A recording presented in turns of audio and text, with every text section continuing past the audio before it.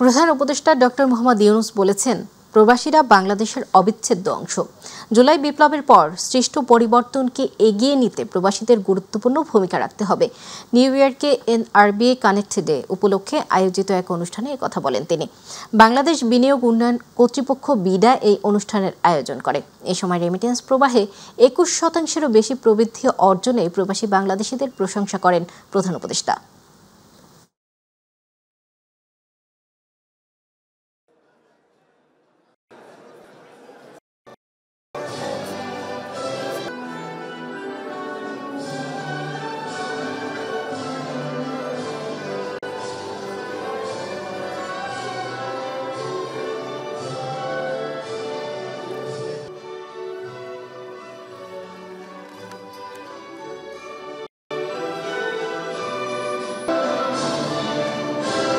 ভারতকে এটা নিয়ে আলাপ হচ্ছে, অনেকে বিরূপ মন্তব্য করছে, কিন্তু অনেকে সন্তুষ্ট যে এটা হওয়া উচিত। তাই এটা আমরা স্বাভাবিক পদ্ধতিতে হবে, এটা জোর করে কাউকে বলতে পারবো না আমার সঙ্গে ব্যবসা করেন। সে তার ব্যবসা একটু সীমাবদ্ধ হয়ে গেছে, সেখানে বিবেক হচ্ছে না। আমরা যদি তার রাস্তাটা খুলে দিই, সেও খুশি, আমরাও খুশি, কারণ সে আমার উপর দিয়ে চলাফেরা করা মানে আমার অর্থনীতি এটা বিরাট ক্ষতি সঞ্চার করা। তো সেই দিকে এই জন্য আপনাদেরকে এটা বললাম, এটা মাথার মধ্যে রাখা। কারণ আপনাদের সঙ্গে এইসব এলাকার যে রিজিওনাল অর্থনীতি যেটা বলছে, আঞ্চলিক অর্থনীতি, তাদের বন্ধু বান্ধব অনেক আছে আপনাদের কাছে। আপনারা যেরকম গুরুত্বপূর্ণ বাংলাদেশের জন্য, তারাও তাদের জন্য, তাদের দেশের জন্য গুরুত্বপূর্ণ।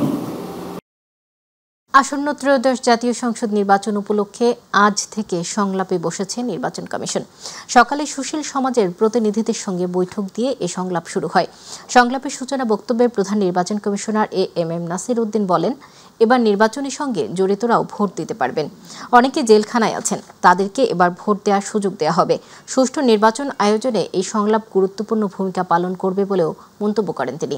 নির্বাচন কমিশন দায়িত্ব গ্রহণের পর বিশাল কর্মযজ্ঞে হাত দিয়েছে জানিয়ে CEC বলেন, সবথেকে বড় কাজ হচ্ছে নতুন করে ভোটার তালিকা হালনাগাদ করা। আমরা আশা করব আজকের যে আপনাদের যে জ্ঞানলব্ধ, অভিজ্ঞতালব্ধ, আপনাদের যে উইজডম, আপনাদের মেধা মন্ত্রের দিকে যে উৎসাহিত যে পরামর্শ, মতামত উঠে আসবে ইনশাল্লাহ। আমি মনে করি এটা আমাদেরকে অত্যন্ত, আমাদের কাজকর্মে অত্যন্ত গুরুত্বপূর্ণ ভূমিকা রাখবে। বিএনপির ভাইস চেয়ারম্যান শামসুজ্জামান দুদু বলেছেন, একটি বিশেষ মহল মনে করছে নির্বাচন হলে তাদের ভবিষ্যৎ নেই। এজন্য নতুন নতুন দাবি সামনে এনে নির্বাচনকে প্রলম্বিত করে ঠেকানোর চেষ্টা করছে।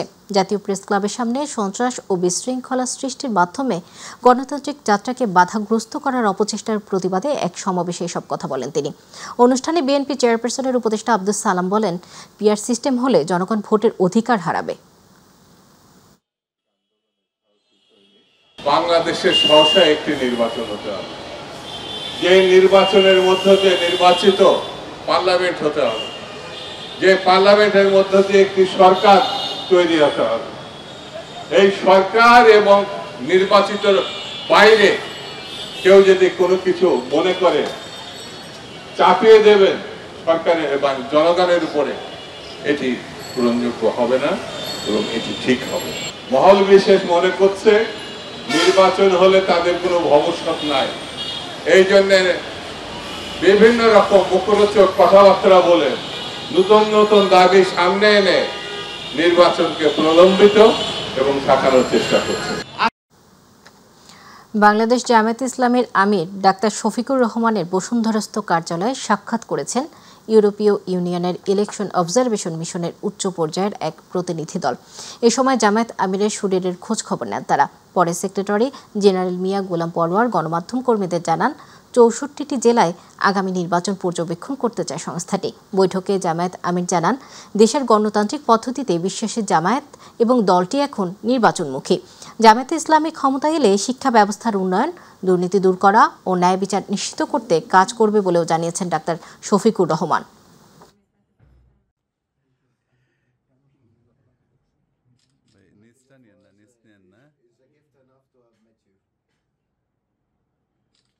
আমাদের সর্বশেষ আমির জামাত যেটা ওনাদেরকে শুভেচ্ছা জানিয়েছেন যে আপনারা এখানে এসেছেন, আমরা আমাদের মতামত দিতে পারলাম।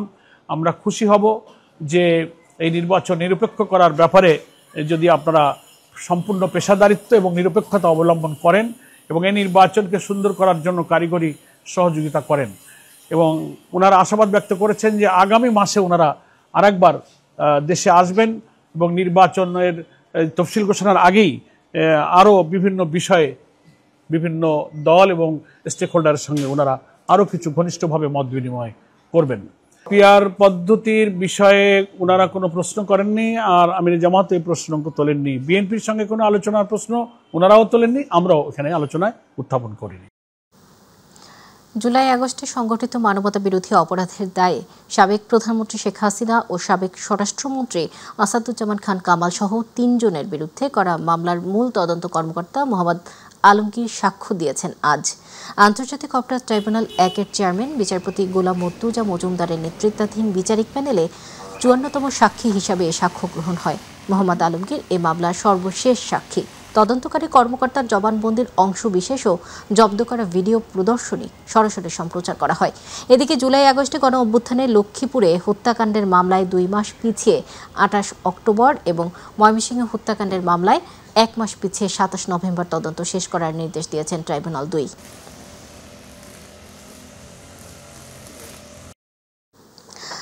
মহাষষ্ঠীর মধ্য দিয়ে সনাতন ধর্মাবলম্বীদের সবচেয়ে বড় উৎসব দুর্গাপূজা শুরু হলো। কল্পারম্ভ, ধূপধুনুচি, পঞ্চপ্রদীপ আর ঢাকের বাদ্যের তালে আসনে অধিষ্ঠিত করা হয় দেবী দুর্গাকে। বোধনের ঘট স্থাপনের মধ্য দিয়েই দুর্গাপূজার মূল আনুষ্ঠানিকতা শুরু হয়। সকাল ১১টা ১১ মিনিট পর্যন্ত ষষ্ঠী তিথিতে অনুষ্ঠিত হয় দেবীর আমন্ত্রণ ও অধিবাস। শঙ্খ ও উলুধ্বনি আর ঢাকের বাদ্যে দেবীকে বরণ করে নেন ভক্তরা। এবছর সারা দেশের ৩৩,০০০ মণ্ডপে শারদীয় দুর্গাপূজা অনুষ্ঠিত হবে। পূজার সার্বিক নিরাপত্তায় আনসার, পুলিশ, র্যাব, বিজিবি সহ সেনাবাহিনীর সদস্যরাও নিয়োজিত রয়েছেন। এছাড়া প্রতিটি পূজা মণ্ডপে সিসি ক্যামেরা স্থাপন করা হয়েছে।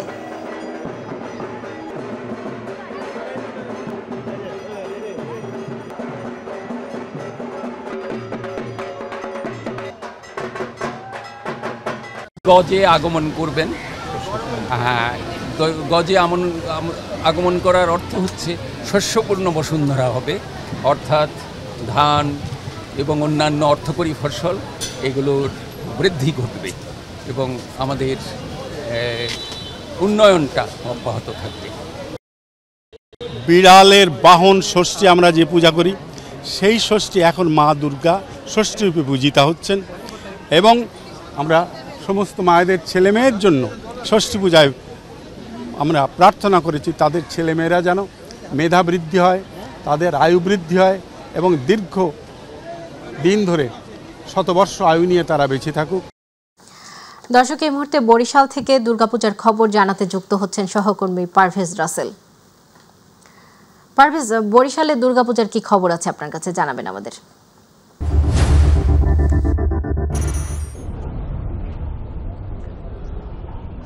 সদা যেমনটা জানাতে চাই, এই মুহূর্তে রয়েছে বরিশালের একেবারে প্রাণকেন্দ্র শঙ্কর মঠ পূজা মণ্ডপ যেটা রয়েছে, সেইখানটা আমি রয়েছে এই মুহূর্তে দুপুর। এই কারণে আসলে ভক্তবিন্দুদের খুব একটা উপস্থিতি নেই। আপনি জানেন যে গতকাল বোধন পুজোর মধ্য দিয়ে কিন্তু হিন্দু সম্প্রদায়ের যে 5 দিন ব্যাপী শারদীয় দুর্গোৎসব, সেটির আনুষ্ঠানিকতা বা দেবী বরণ শুরু হয়েছে গতকাল বোধন পূজা বা বেলতলার পূজার মধ্য দিয়ে। আজ কিন্তু আনুষ্ঠানিকতা চলছে সন্ধ্যা 7টায়। এই মণ্ডপে কিন্তু আসলে পুরোহিত এবং ভক্তদের নিয়ে পূজার যে আনুষ্ঠানিকতা রয়েছে সেই আনুষ্ঠানিকতা কিন্তু সম্পন্ন হবে এবং এর পাশাপাশি পুজোকে সম্পন্ন করতে বরিশালের মেট্রোপলিটন পুলিশ, র্যাব এবং আনসার সহ বিশেষ করে 3টি স্তরের নিরাপত্তা বাহিনী নিশ্চিত করা হয়েছে এবং বরিশাল জেলায় এবছর 640টি এবং মহানগরের 47টি, সব মিলিয়ে বরিশাল বিভাগে 6টি জেলায় 2123টি পূজা মণ্ডপে একযোগে পূজা কিন্তু অনুষ্ঠিত হচ্ছে এবং প্রতিটি পূজা মণ্ডপকে নিরাপত্তা নিশ্চিত করতে কিন্তু বাড়তি যে প্রশাসনিক ব্যবস্থার পাশাপাশি মন্দির কমিটির যে নেতৃবৃন্দ রয়েছে তারা নিরাপত্তা নিশ্চিত করছে এবং সিসিটিভির ফুটেজ বা সিসিটিভির ক্যামেরা কিন্তু এবার বাড়ানো হয়েছে। এর পাশাপাশি একাধিকবার র্যাবের যারা কর্মকর্তা রয়েছেন, বরিশাল র্যাব 8-এর অধিনায়ক, তিনি কিন্তু আমাদের সাথে এই মন্দিরের এইখানেই আসলে সাংবাদিকদের সাথে মিলিত হয়েছেন এবং তিনি বলেছেন যে প্রতিটি গণমাধ্যমকে এবং প্রতিটি সামাজিক মাধ্যমকে তারা বাড়তি নজরদারি রেখেছে যাতে কোনো পূজা মণ্ডপকে বা পূজাকে কেন্দ্র করে কোনো অপ্রীতিকর ঘটনা অথবা কোনো গুজব ছড়াতে না পারে। এই জায়গায় আমার সামনে এই মুহূর্তে রয়েছেন এই মণ্ডপের শঙ্কর মঠের যিনি মন্দির কমিটির সভাপতি। একটু কথা বলার চেষ্টা করব, জানতে চাইব যে বরিশালে আসলে এবছর কেমন পূজা অনুষ্ঠিত হচ্ছে, নিরাপত্তায় কোনো সমস্যা আছে কিনা, বা দেবী দুর্গার কাছে আপনাদের এবছরের প্রত্যাশা কি থাকছে? সকলকে শারদীয় শুভেচ্ছা। আসলে অসাম্প্রদায়িক চেতনার শহর বরিশাল, আমরা সবসময় সকলে সম্মিলিতভাবে শারদীয় দুর্গোৎসব পালন করে থাকি। এবছরও অনেক সুন্দর এবং সুশৃঙ্খলভাবে প্রাণবন্ত পরিবেশে আমরা শারদীয় দুর্গোৎসব পালন করব। আমরা কোনো প্রকার সংখ্যায় নাই, আইনশৃঙ্খলা বাহিনী, রাজনৈতিক নেতৃবৃন্দ সহ অন্যান্য সকলে আমাদের সাথে একত্রতা প্রকাশ করেছেন এবং তারা নিশ্চয়তা প্রদান করেছেন যদি কোনো প্রকার কোনো বিশৃঙ্খলা তৈরি করার চেষ্টা করে তার বিরুদ্ধে আইনানুগ ব্যবস্থা নেওয়া হবে, তারা সর্বোচ্চ ব্যবস্থা নেবেন। এবং আমাদের দেবীর এবার আগমন হয়েছে গজে। গজে আসলে আমাদের ধর্মীয় রীতিতে আছে যে গজে দেবীর আগমন মানে শস্য ভাণ্ডারে পরিণত হবে এই বাংলাদেশ এবং তথা পৃথিবী। এবং দেবীর বিদায় হচ্ছে দোলনে গেলে যেটা বলে আর কি খুব বিপদগ্রস্ত, মারামারি হানাহানি হওয়ার একটা সম্ভাবনা থাকে। তো দেবীর কাছে আমাদের এবারে প্রার্থনা যেন আমাদের বাংলাদেশের প্রতিটি মানুষ শান্তিতে সুখে শান্তিতে জীবনযাপন করতে পারে, আমরা যেন কোনো প্রকার কোনো বিপদগ্রস্ত না হই, আমাদের যেন কোনো হানাহানি মারামারি বা কোনো অপ্রীতিকর ঘটনা এই দেশে না ঘটে, সেই জন্য দেবীর কাছে সকলের সুস্থতা কামনা এবং সকলে সম্মিলিতভাবে ভালো থাকার প্রত্যাশা ব্যক্ত করি। ধন্যবাদ। যেমনটা জানাচ্ছিলেন মন্দির কমিটির সভাপতি। পাশাপাশি সদা আরেকটা তথ্য দিয়ে রাখছি যে মন্দিরগুলোতে সন্ধ্যার পরপরই আসলে আলোকসজ্জা নতুন এক রূপ নেয়। সে ধারাবাহিকতায় বরিশালের জেলা প্রশাসন, বিভাগীয় কমিশনার, পুলিশ প্রশাসন, সিভিল প্রশাসন সবাই কিন্তু একত্রে আসলে একযোগী মন্দিরগুলো পরিদর্শন করে এবং তারা এবার নিশ্চিত করেছে সুষ্ঠু, সুন্দর এবং নিরাপত্তার মধ্যে দিয়ে এই 5 দিন ব্যাপী হিন্দু সম্প্রদায়ের সনাতন ধর্মাবলম্বীদের যে শারদীয় দুর্গোৎসব সেটি শেষ করবেন এবং সে লক্ষ্যে সকল শ্রেণী পেশার মানুষের সহযোগিতা কিন্তু প্রশাসন চেয়েছেন। আমরাও প্রত্যাশা করছি একটু সুন্দর নিরাপত্তার মধ্যে দিয়ে আসলে এই পূজা যেন সম্পন্ন হতে পারে। তো আপাতত এই রয়েছে বরিশাল থেকে দুর্গাপূজার আমার কাছে যে তথ্য ছিল। সদা পারভেজ, আপনাকে ধন্যবাদ। দর্শক, এই মুহূর্তে ভোলা থেকে দুর্গোৎসবের খবর জানাতে যুক্ত হচ্ছেন প্রতিনিধি আরিফ হোসেন লিটন।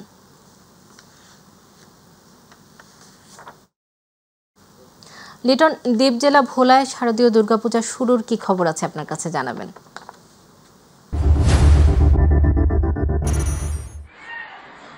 সদা, আপনি জানেন যে সনাতন ধর্মাবলম্বীদের সবচেয়ে বড় একটি যে ধর্মীয় উৎসব অর্থাৎ হলো শারদীয় দুর্গাপূজাটি আজ কিন্তু মহাষষ্ঠীর মধ্য দিয়ে প্রকৃতভাবে এই দুর্গাপূজাটি শুরু হতে যাচ্ছে।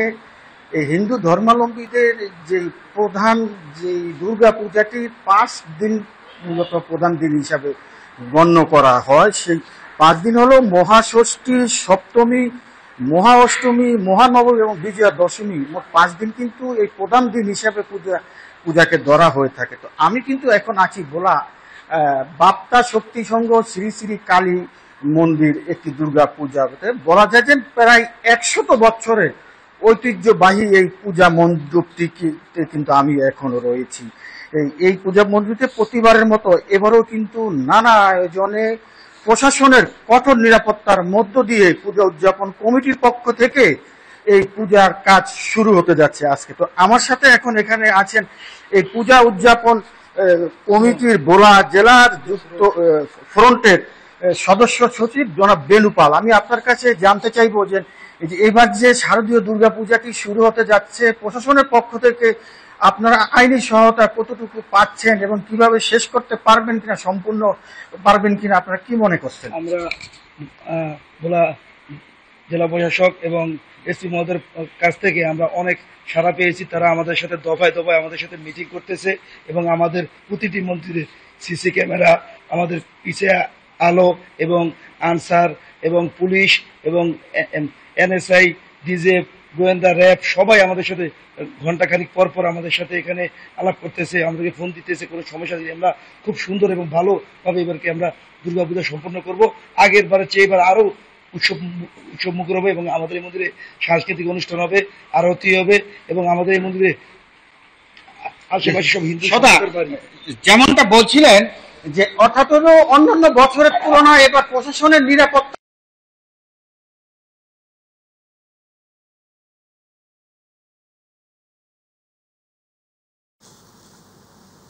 লিটন, আপনাকে ধন্যবাদ। দর্শক, এবারে চলে যাচ্ছি উত্তরাঞ্চলে। এই মুহূর্তে রংপুর থেকে যুক্ত হচ্ছেন প্রতিনিধি মাহমুদুল হাসান। মাহমুদুল, রংপুরে এবছর দুর্গোৎসবের কি খবর আছে আপনার কাছে? সনাতন ধর্মাবলম্বীরা কি বলছেন, কি তথ্য আছে আপনার সর্বশেষ জানাবেন।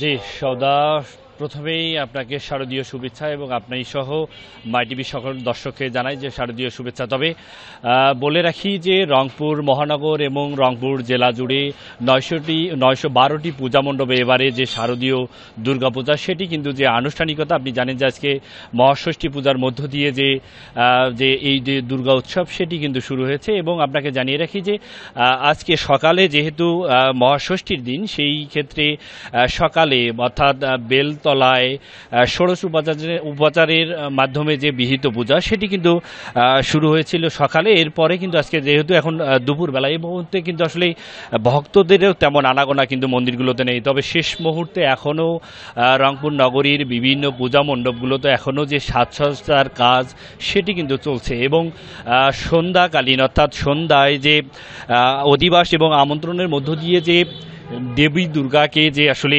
প্রার্থনার মর্ত থাকবেন যারা এখানকার ভক্তকুল রয়েছেন তারা। এবং আমি রয়েছে এই মুহূর্তে রংপুর নগরীর গুপ্তপাড়া এলাকা। এখানে এখনও কিন্তু যারা আসলে এই যে সাজসজ্জার কাজ সেটি কিন্তু এখনও চলমান রেখেছে। যেহেতু ষষ্ঠী পূজা আজকে, এরপরে সপ্তমী, অষ্টমী, নবমী, এরপরে বিজয় দশমীর মধ্য দিয়ে যে দুর্গা উৎসব সেটি কিন্তু এবারে পালন করবেন এই অঞ্চলের যারা সনাতন ধর্মাবলম্বী আছে তারা। এবং এবারে যে উৎসব মুখর পরিবেশে এই দুর্গা উৎসব পালন করতে ইতিমধ্যে আমরা Rangpur metropolitan police commissioner Majid Ali এবং জেলা পুলিশ সুপার আবু সাইম সহ আইনশৃঙ্খলা রক্ষাকারী বাহিনীর সাথে কথা বলেছি। তারা যেটি বলছেন যে এবার গত বছরগুলোর তুলনায় এবার যাতে নির্বিঘ্নে পূজা উদযাপন করতে পারে সনাতন ধর্মাবলম্বীরা, সেজন্য কিন্তু তারা তাদের যে কার্যক্রম সেটি কিন্তু চলমান রেখেছে। এবং বিশেষ করে আমরা দেখেছি যে প্রত্যেকটি পূজা মণ্ডপে সেখানে কিন্তু আনসার সদস্য থেকে শুরু করে পুলিশ সদস্যরা রয়েছে, পাশাপাশি র্যাবের টহল রয়েছে এবং বিশেষ করে যে সেনাবাহিনীর টহল সেটি অব্যাহত রয়েছে। এবং যাতে নির্বিঘ্নে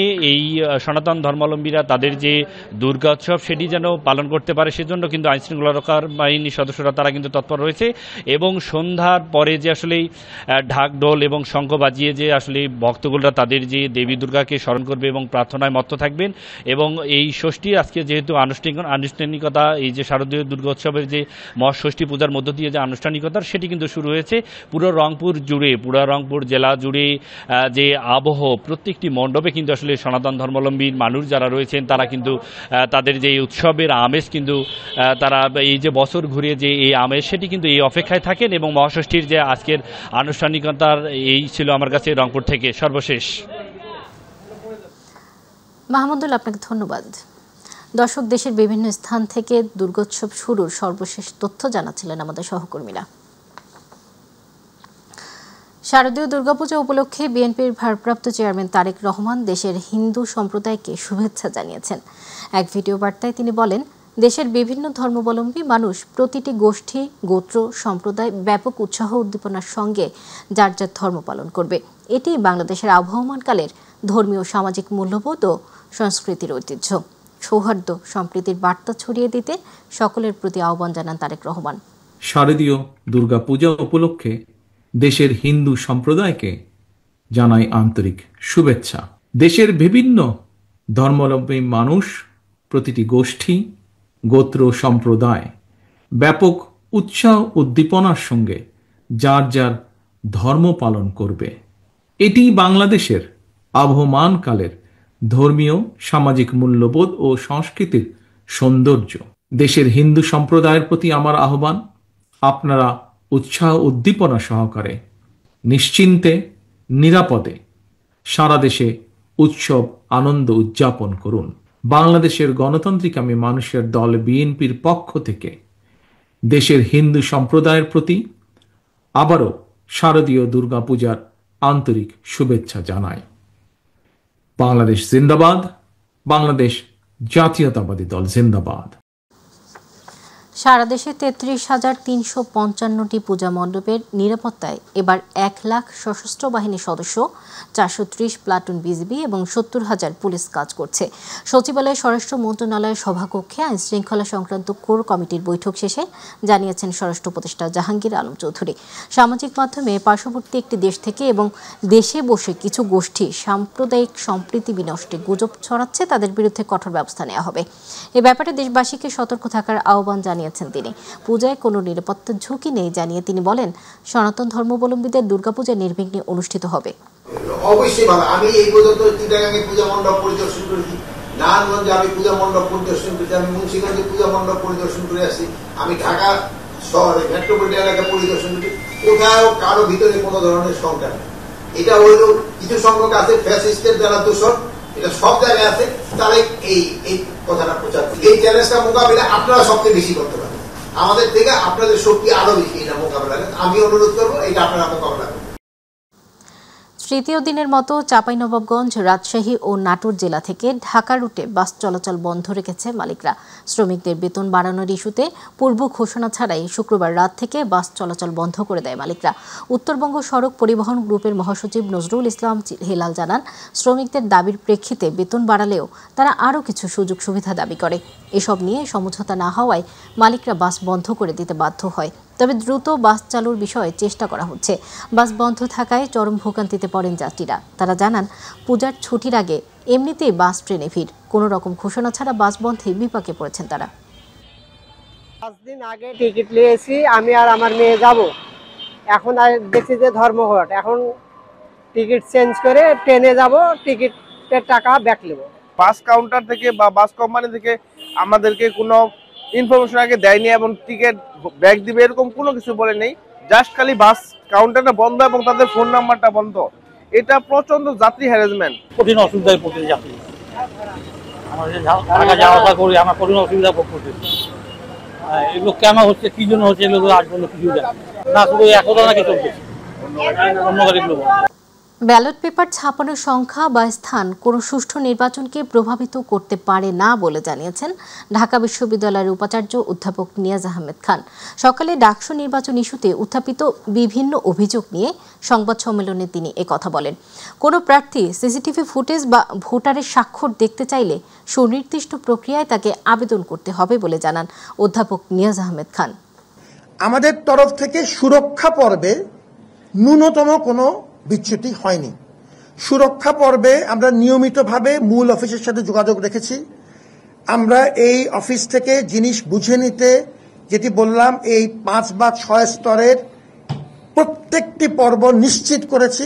আজকে আমাদের নির্বাচন কমিশনের সম্মানিত সদস্যরা আছেন, আমার আইসিটি ডাইরেক্টর মহোদয় আমার সাথে আছেন। এরা উদয়স্ত পরিশ্রম করেছেন।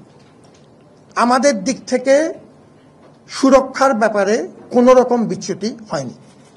কিন্তু আপনি যেটি বলেছেন যে এটি যদি আমরা আরো ভালো করতে পারতাম কিনা, তার উত্তর হচ্ছে আরো ভালো করার চেষ্টা করতে পারতাম। স্বপ্নের সড়ক সিমনা ব্রাহ্মণবাড়িয়া, 9 কিলোমিটার দৈর্ঘ্যের এই সড়ক শুধু ব্রাহ্মণবাড়িয়া সদরের সাথে বিজয়নগর উপজেলার দূরত্বই কমায়নি, ভূমিকা রাখছে স্থানীয় কৃষি, শিক্ষা ও অর্থনীতিতে। সৌন্দর্যবর্ধন ও পথচারীদের ছায়ার কথা বিবেচনা করে সড়কটির দুই পাশে 9 কিলোমিটার জুড়ে ঋতুভিত্তিক ফুল গাছের চারা রোপণ করা হয়েছে। ফলে প্রকৃতির রঙে রঙিন হবে সিমনা ব্রাহ্মণবাড়িয়া সড়ক। প্রতিনিধি নুরুল আরাফাতের তথ্যচিত্রে আরও জানাচ্ছেন আতিকুর রহমান তিতাস। 2023 সালের শেষের দিকে চালু হওয়া সিমনা ব্রাহ্মণবাড়িয়া সড়কটি ব্রাহ্মণবাড়িয়া সদর ও বিজয়নগর উপজেলার মধ্যে সরাসরি যাতায়াতের দূরত্ব ও সময় অনেকাংশে কমিয়েছে। আগে যেখানে আখাউড়া কিংবা সরাইল হয়ে 35 কিলোমিটার পথ পাড়ি দিতে হতো, এখন সরাসরি সড়ক চালু হওয়ায় দুর্ভোগ কমেছে সাধারণ মানুষের। এই সড়কটি শুধু যাতায়াতের জন্য নয়, বর্ষাকালে হাওরের স্বচ্ছ জলরাশির সঙ্গে নীল আকাশের মিতালি দেখতে দর্শনার্থীদের জন্য জনপ্রিয় পর্যটন স্পটে পরিণত হয়েছে। এই সড়কটি সিমনা সড়কে যে সুন্দর একটা পরিবেশ আছে, যেটা হাওরের উপর দিয়ে গেছে, এই পরিবেশগুলো এত ভালো হয়েছে যে মানুষ বিভিন্ন জায়গা থেকে, মানুষ অনেক দূর দূরান্ত থেকে মানুষ এখানে ঘুরতে আসে। গত জুন মাসে জেলা প্রশাসনের উদ্যোগে সড়কের 9 কিলোমিটার অংশে 9000 জারুল, সোনালু, পলাশ, দেবদারু, চেরি, পুরবী, বকুল, কনকচূড়া ও কৃষ্ণচূড়া গাছের চারা রোপণ করা হয়েছে। প্রকৃতির রঙিন বাহারি ফুলের সৌন্দর্য ও মনকে ছুঁয়ে যাবে যে কাউকে। গাছগুলো যখন বড় হবে মানুষ বসবে, আর বিভিন্ন ফুলের গাছ তো অনেক ভালো লাগবে। ফুল ফুটছে দেখলাম কয়েকটা, অনেক ভালো লাগতেছে। আরো যখন বড় হবে আরো ভালো লাগবে। এই গাছগুলো বড় হোক এবং এই গাছগুলোর সৌন্দর্যে আমরা বিমোহিত হতে চাই। সিমনা ব্রাহ্মণবাড়িয়া সড়কটি পরিদর্শন করে এর সৌন্দর্যে মুগ্ধ প্রশাসনের কর্মকর্তারাও। আমাদের আসলে সেরকম যাওয়ার মতো জায়গা নাই যেখানে কিনা আমাদের ব্রাহ্মণবাড়িয়াবাসী হচ্ছে একটা ভালো সময় কাটাতে পারে। আমরা একটা উদ্যোগ নিয়েছি গাছ লাগানোর জন্য, দুই পাশে গাছ দুই পাশে থাকবে, যাতে অ্যাটলিস্ট একটা সৌন্দর্য বৃদ্ধি পায়, সেই সাথে গাছটা এমনিতে একটা প্রাকৃতিকভাবে একটা গুরুত্ব বহন করে। গাছের পরিচর্যা অবশ্যই প্রয়োজন। আমার মনে হয় যে অনেক ক্ষেত্রে এই পরিচর্যা নেওয়ার পরেও সংকট হয়। আমি এই ব্যাপারটা যেন আরো ভালো মতো দেখে সে বিষয়ে নির্দেশনা প্রদান করছি। স্বপ্নের সড়ক সিমনা ব্রাহ্মণবাড়িয়া প্রকৃতির সৌন্দর্যে ভরে উঠছে, আর্থসামাজিক উন্নয়নের পাশাপাশি নান্দনিক রূপে রাঙিয়ে তুলবে এই অঞ্চলকে। আতিকুর রহমান তিতাস, মাই টিভি। সুশীল সমাজের প্রতিনিধিদের পর কিছুক্ষণ পর শিক্ষাবিদদের সঙ্গে বৈঠক করবে নির্বাচন কমিশন। এই মুহূর্তে নির্বাচন কমিশন থেকে যুক্ত হচ্ছেন সহকর্মী আফজাল হোসেন। আফজাল, নির্বাচন সামনে রেখে ইসির আজকের কর্মসূচির বিষয়ে আর কি তথ্য আছে আপনার কাছে জানাবেন?